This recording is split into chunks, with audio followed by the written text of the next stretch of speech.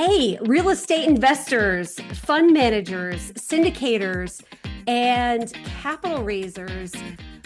If you're struggling with falling short on your capital raises for your real estate deals, if you're also struggling with finding investors beyond your network of friends and family, if you are spending thousands and thousands of dollars and weeks on end to travel to conferences to try to find investors, only to find that the people at those conferences are also trying to raise capital from you, so you're not getting any traction. And if you're really struggling with predicting how much capital you can raise from a deal, because investors say they're going to wire to your deal and then they back out, and you are completely exhausted, hey, I've got you. Hit the subscribe and follow button, and I promise I will deliver free content to you every single week that's going to help you level up, make this capital raising game much better and more efficient. And we're going to do that week in and week out for you.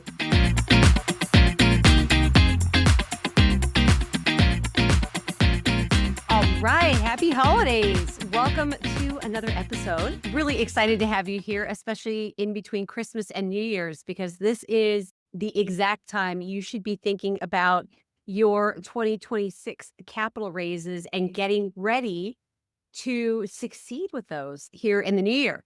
I was just talking to a real estate investor, general partner, a gentleman who told me that he and his team have passed up on a deal recently because they didn't think they had enough capital raising capacity, which absolutely breaks my heart, should break your heart too. And I don't want any of you all to be in that position. So I'm really glad that you're with us today so we can teach you some more goodness so you can increase your capital raising capacity.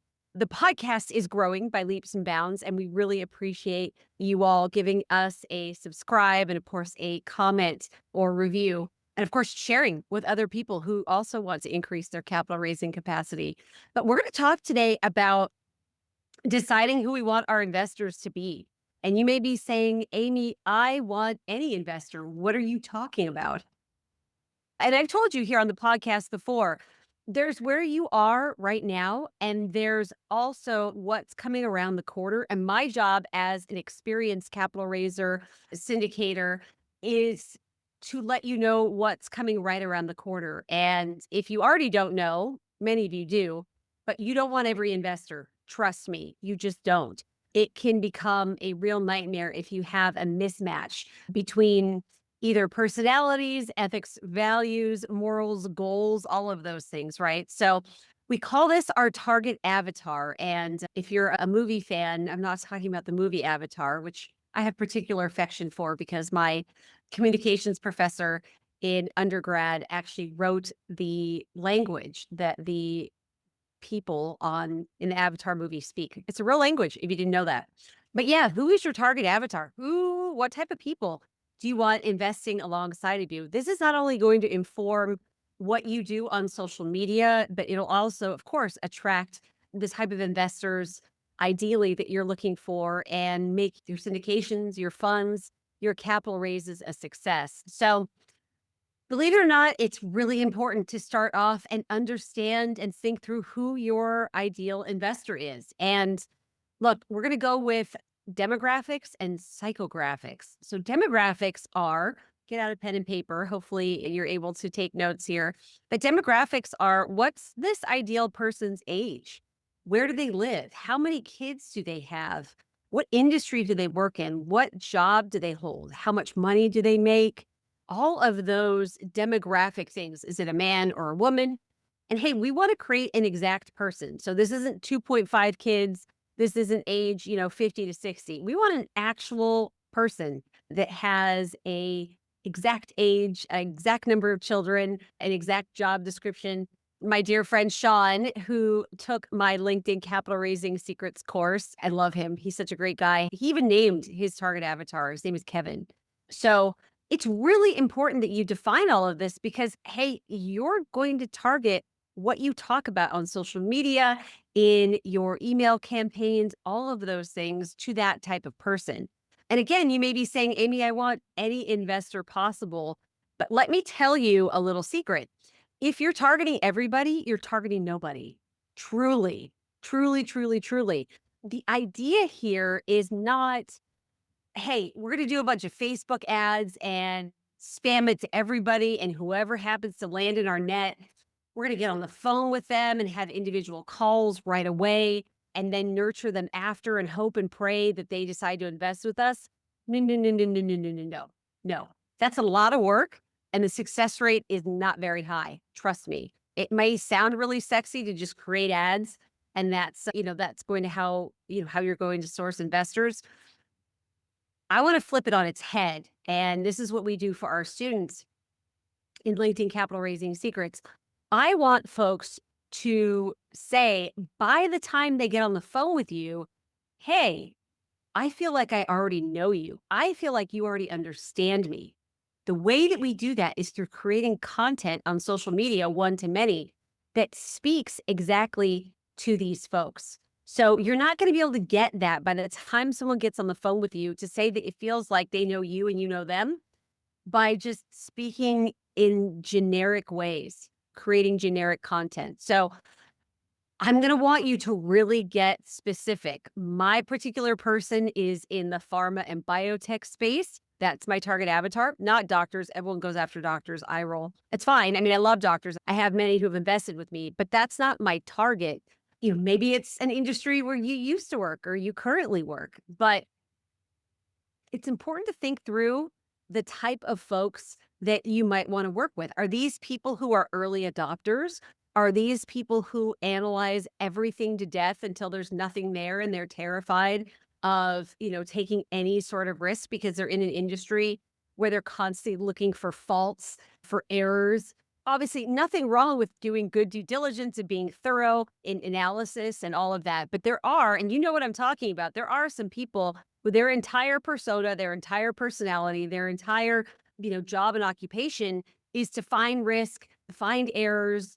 And so they tend to not really make moves and do much at all because they're stuck in analysis paralysis. I'm not saying you shouldn't target them, but it is something to think about as you come up with your Kevin or your ideal target avatar there. So that's the demographic. Oh, and by the way, when you start creating content specifically for these types of people, you're going to catch other folks who resonate maybe with part of what you're saying or who feel kind of adjacent. So don't be concerned that you're going to be excluding a whole bunch of people by being very specific with your content.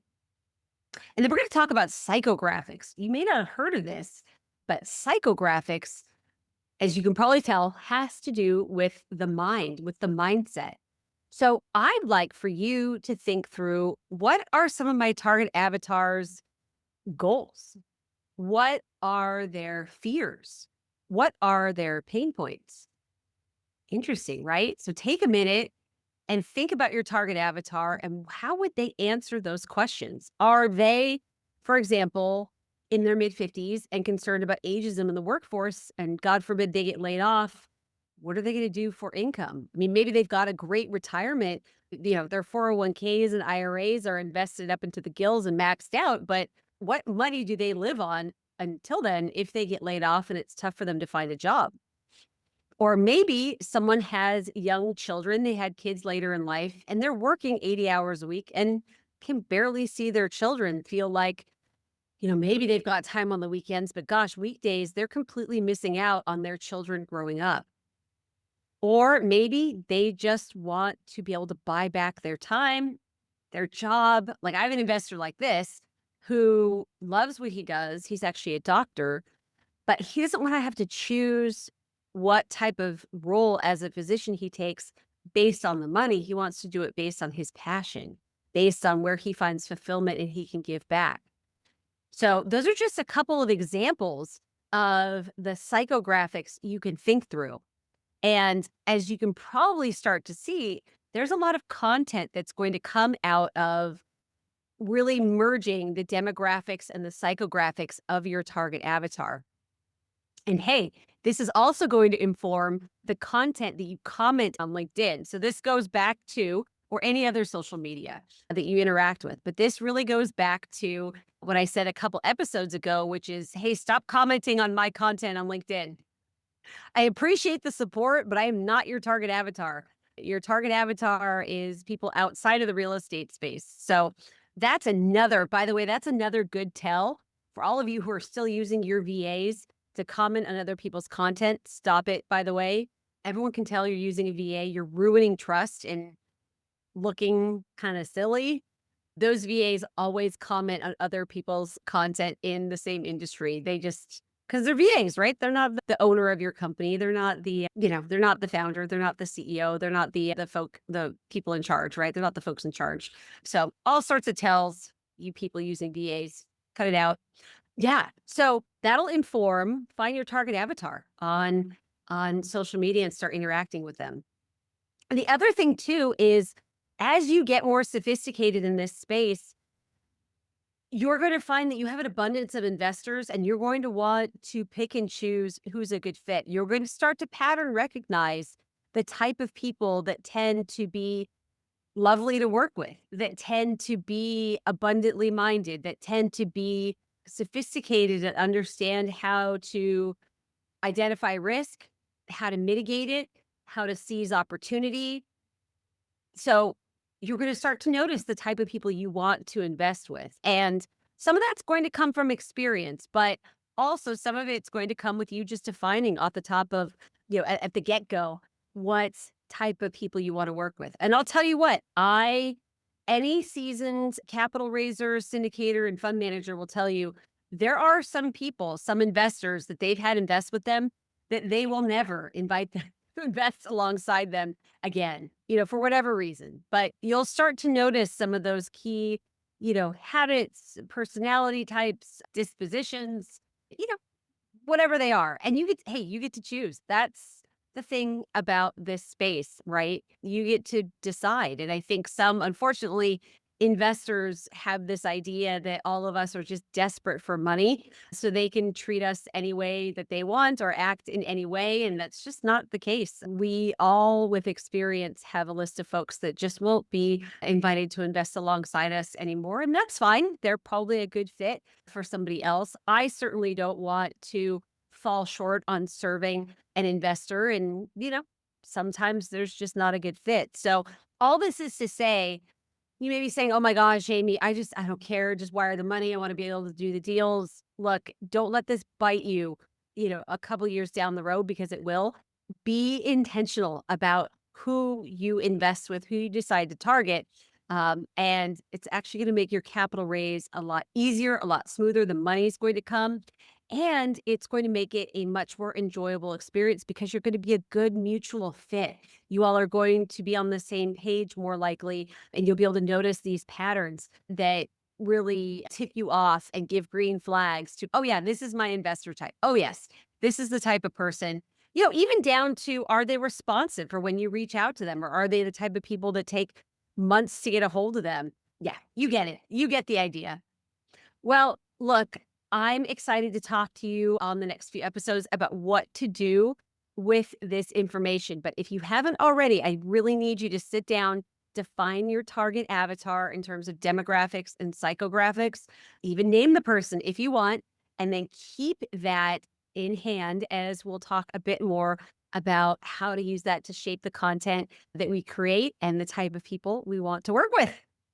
All right. Thanks for stopping by. We'll see you on the next episode. Happy capital raising. Bye for now.